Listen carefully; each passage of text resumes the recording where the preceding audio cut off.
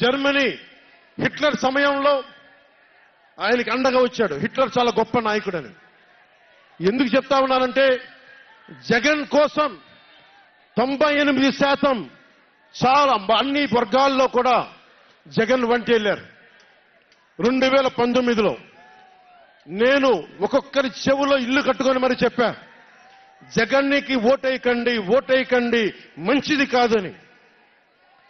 జగన్ బతుకు Jubilee hills society form అయినప్పటి నుంచి నాకు తెలుసు.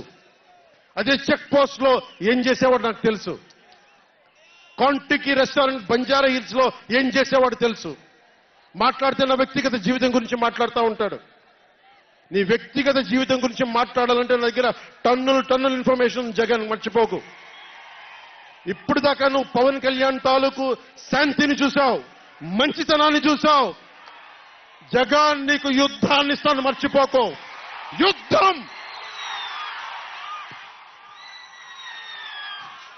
మార్టిన్ నిమోలర్ ఒకటే చెప్పాడు, జెండా దించు, దించు జెండా.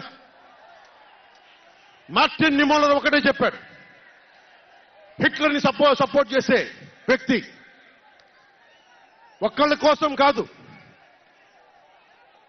సోషలిస్టులు వచ్చినప్పుడు నేను సోషలిస్ట్ కాదని చెప్పి హిట్లర్ ఎస్ఎస్ సైన్యం సోషలిస్టుల కోసం వస్తే నేను సోషలిస్ట్ని కాదని చెప్పి వెనక్కి వెళ్ళిపోయాడు. సహకరించలేదు, ముందుకు రాల వాళ్ళు రక్షించడానికి. కమ్యూనిస్టుల కోసం వస్తే నేను కమ్యూనిస్ట్ని కాదని చెప్పి కామ్గా ఉండిపోయాడు. యూదుల కోసం వస్తే నేను యూదుని కాదని చెప్పి కామ్గా ఉండిపోయాడు. కార్మిక నాయకుల కోసం వస్తే